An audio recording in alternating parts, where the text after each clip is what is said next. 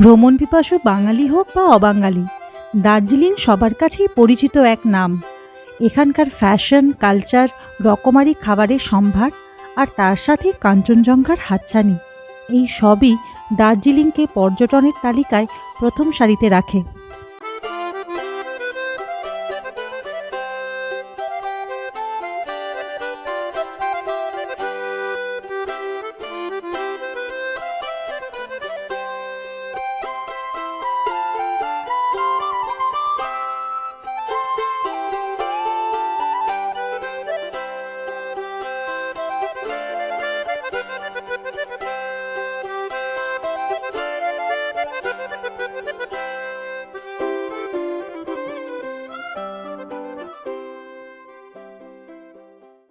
এখন আমরা আছি দার্জিলিংয়ে, জাস্ট সবেমাত্র এসে পৌঁছালাম আমরা দার্জিলিংয়ে। আমরা উঠেছি হোটেল ডেকলিংয়ে, সেটা হচ্ছে একদম কুঙ্গা রেস্টুরেন্টের ওপরেই। আর এটার পজিশনটা এত ভালো, মানে আমরা যে মল রোড ধরে ঘুরি পুরোটাই কিন্তু এইটার ওপরেই। আর কেবিনটা সেখান থেকে 100 মিটার। এই হোটেলটার যে অ্যাম্বিয়েন্সটা রয়েছে ভীষণ সুন্দর। পেছনে দেখুন, এখানে একটা ছোটোখাটো মিনি লাইব্রেরি মতন রয়েছে। দেন এই যে এখানে এটা একটা ফায়ার প্লেস রয়েছে, সিটিং অ্যারেঞ্জমেন্ট, সোফা টোফা দিয়ে সুন্দর করে সাজানো গোছানো। আমার সতীর্থরা সব এখানেই রয়েছে। नमस्ते, this is Vikram from Dekeling hotel Darjeeling. मैं दार्जिलिंग का डेकलिंग होटल का फ्रंट ऑफिसर रहा हूँ। ये डेकलिंग होटल का लोकेशन एकदम प्राइम लोकेशन में है। फ्रॉम हमारा होटल से cabin just 100 metre, mall road 100 metre, और कुंगा रेस्टोरेंट सेम बिल्डिंग का ग्राउंड फ्लोर में है। डेकेबास also, and we have a restaurant here also. And हमारा 26 रूम है। सो डिलक्स कैटेगरी का है, सुपर डिलक्स कैटेगरी का है, स्टैंडर्ड कैटेगरी का है। वो कैटेगरी का अलग रेट होता है, लेकिन जो रेट है अभी सीज़न ऑफ सीज़न में वो फ्लेक्सिबल रेट होता है।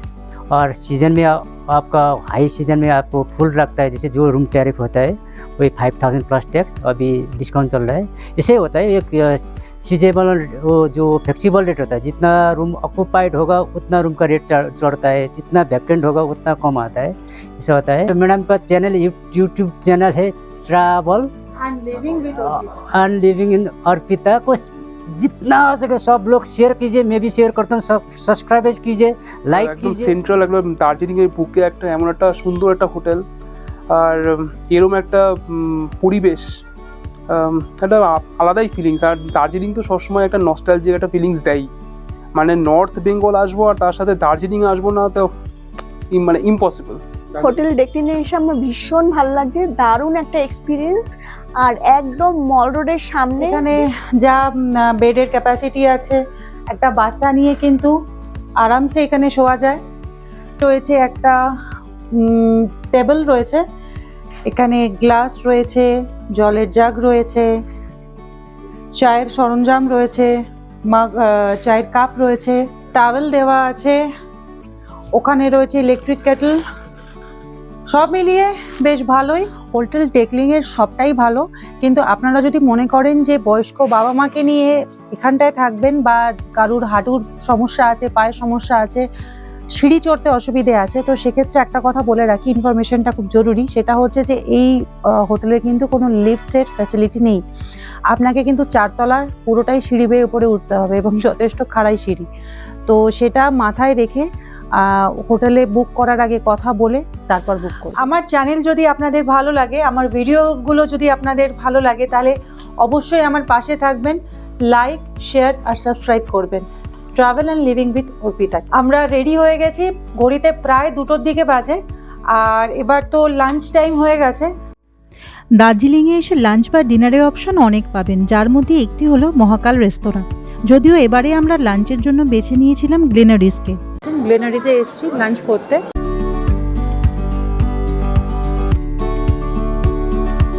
গ্লেনারিসে খাবারের মান তেমন কিছু আহামরি না লাগলেও দামে কিন্তু বেশ ভারী। আসলে ব্র্যান্ড ভ্যালুটাই আসল। চটপট লাঞ্চ সেরে নিয়ে মল রোড ধরে হাঁটা লাগালাম। এবারে যেটা চোখে পড়ল, রাস্তার দুধারের ফুড স্টলগুলো কিন্তু সব তুলে দেওয়া হয়েছে, যার ফলে রাস্তা অনেক চওড়া লাগছে। সাথে অনেক বড় বড় ব্র্যান্ডেড দোকানও হয়েছে। ভালোই। এমন অনেকেই আছেন যারা ব্র্যান্ডের বাইরে যেতে চান না, তাদের জন্য বেশ ভালো। এর আগে আমরা যতবারই দার্জিলিং এসছি, মল রোডে এসছি, প্রচণ্ড ভিড় পেয়েছিলাম, প্রচণ্ড ভিড়। কিন্তু এইবারে পিক সিজন হওয়া সত্ত্বেও কিন্তু ভিড় বেশ ফাঁকা। অনেক কম, মানে এতটা কম যেটা মানে আমাদের চোখে লাগছে, খেতেও মানে টেবিল ফাঁকাই ছিল, একদম ফাঁকা ছিল, চোখে লাগছে রীতিমতো যে এতটা কম ভিড়। আর আপনারাও পেছনে দেখতে পাচ্ছেন, দেখুন ভিড় একদম নেই। এখন প্রায় দুপুর 3টের দিকে বাজে।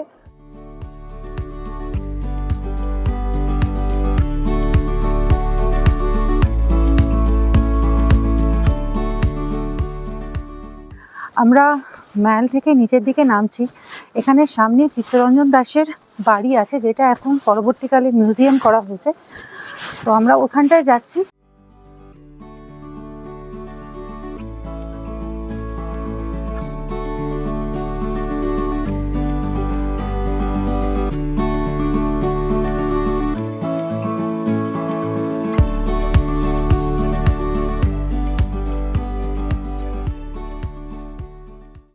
আগেরবার কিন্তু অম্বরীশ এখানটায় এসেছিল, এখানে এটা একটা মিউজিয়াম, আগেই বললাম, তো এখানে এসে ঢুকতে পারেনি। কিন্তু এইবারে কিন্তু ঢোকা যাবে, আর পার হেড কিন্তু 20 টাকা করে এখানকার চার্জ। এখানে ভিডিও করা যাবে, আর ভিডিও করার জন্য 20 টাকা করে এক্সট্রা চার্জ দিতে হয়।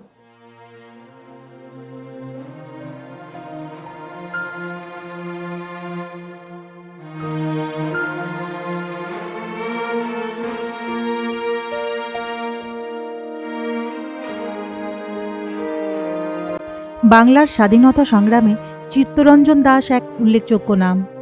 1870 সালের 5ই নভেম্বর ঢাকার বিক্রমপুরে তিনি জন্মগ্রহণ করেন।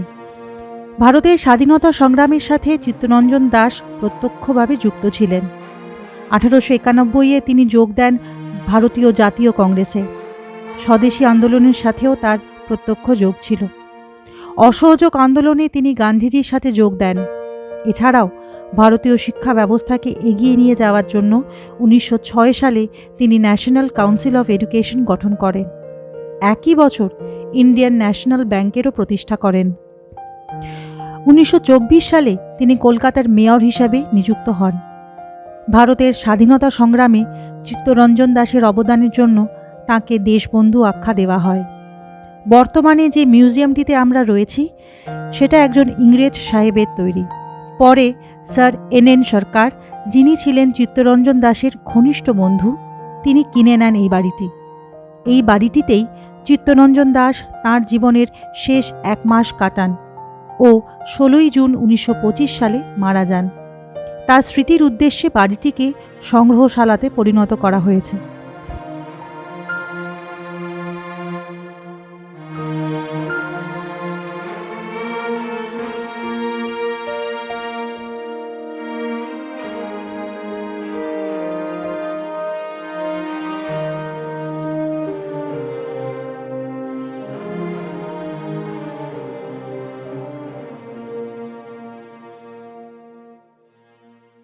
দার্জিলিংয়ে এসে সবাই বিভিন্ন সাইট সিইং করি, তারপর মলের ধারে অনেক আড্ডা মারি, গল্প করি।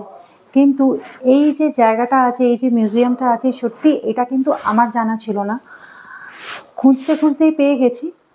আর আগের বার যেরকম বললাম যে আমি এটার ভেতরে আসতে পারিনি, নিজে এই জায়গাটাতেও আসতে পারিনি, অম্বরীশ এসেছিলো, ও ঢুকতে পারিনি এখানটায়। তো এইবারে জিজ্ঞেস করাতে বললো যে হ্যাঁ ভেতরে যাওয়া যাবে। ভেতরে এসে এতটা ভালো লাগছে। আপনাদের কাছে রিকোয়েস্ট রইল, আপনারা যদি কোনোদিনও দার্জিলিং আসেন, যখনই আসবেন, এই মিউজিয়ামটায় কিন্তু অবশ্যই একবার ভিজিট করবেন। খুব ভালো বিকেলটা আজকে ভিজিট করলাম। আর এমন একটা জায়গা যেখানে আমরাই শুধুমাত্র টুরিস্ট, আর আরেকটা ফ্যামিলি এসেছিলো দেখলাম। তো আপনাদেরকে বলা রইল, আপনারা অবশ্যই কিন্তু এখানটায় আসবেন, এসে মিউজিয়ামটা ভিজিট করে যাবেন।